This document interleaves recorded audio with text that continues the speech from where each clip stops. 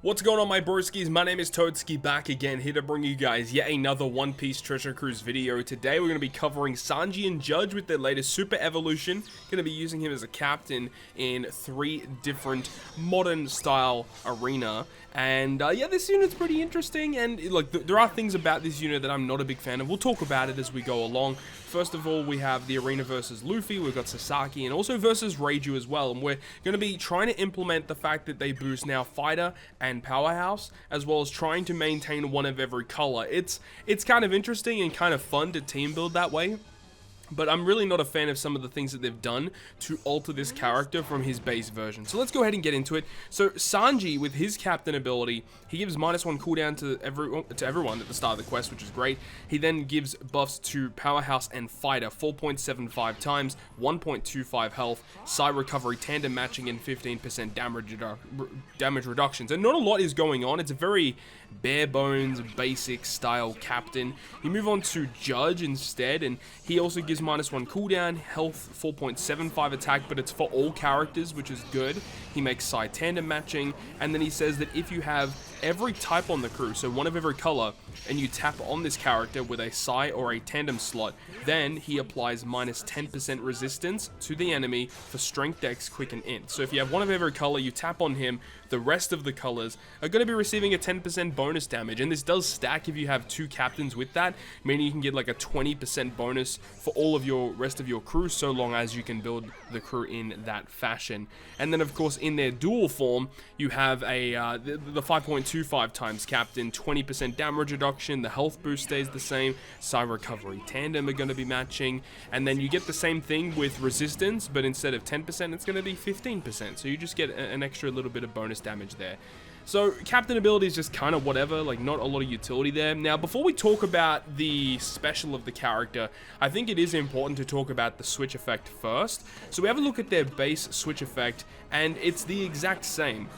Removing all turns of special bind, giving themselves a tandem slot through block, and a 1.25 chain multiplicative buff, which is good. The chain multiplicative buffs are very rare, uncommon, you don't see them that often, so being able to generate that is very nice. Now to activate their switch effect, you have to switch 6 times, which is quite harsh honestly, but the effect itself is the exact same, except that the chain multiplicative buff will last for 2 turns instead of 1, and they now boost the attack of Powerhouse and Fighter characters by 2.25 for 2 turns. So the fact that the base version of the previous unit would give you an attack and all boost when you launch their special, so what they've done here is that they've removed the attack boost from the special and they've put it into the switch effect. And not only just the switch effect, it's only on the super switch, which makes it that much more annoying.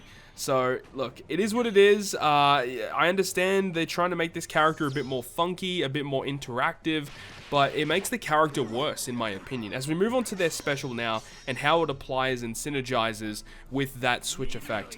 So the special itself, 300,000 damage to a single target. I think that's good. I like the fact that he's now a damage dealing special. It adds a lot to him with the fact that it gives you access to more support characters. It then reduces paralysis and chain reduction by 7 turns. Previously, it was only a paralysis removal by 5. So they've added chain reduction and then buffed the amount of turns that they remove. So that component is very good. He then gives the orb boost for Powerhouse and Fighter characters, 2.5 for 3 turns. A 2.5 orb boost for 3 turns is definitely not a bad thing. Then they combine into their dual unit for 3 turns. Then furthermore saying that if you have an attack boost when you launch the special, it extends the duration of the attack boost by 1 turn. And then if you have one of every color on your crew, he then further increases your attack and orb boosts by 0.25.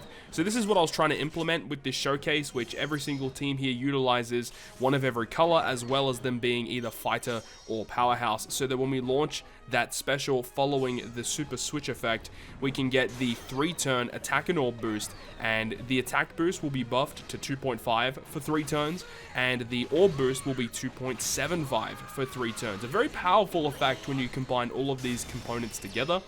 but I feel like they should have just reduced the multipliers a little bit, and then had the attack and all boost combined together. Potentially increase the chain multiplicative buff in the super swap is something that I would have liked to have seen, instead of taking a very key component out of their special and putting it into their switch effect, which I'm really not a big fan of.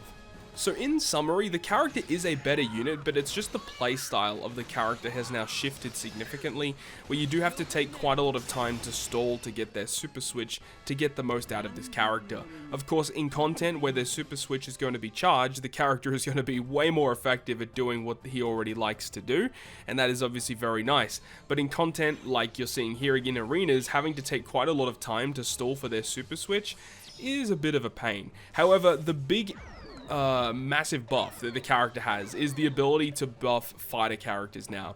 Now, one thing I hadn't tested yet, and I was very tempted to go ahead and try and build a team for, was going to be using Super Tandem Sengoku, hybriding up with Sanji and Judge. I feel like that's a very powerful thing. The fact that they both like to have one of every color on the team, and then Sengoku is essentially a rainbow captain, and Sanji Judge, they buff fighter characters, as well as having one of every color. So they synergize pretty well together, so long as you can activate like the Super Tandem in some capacities with Super Tandem Sengoku.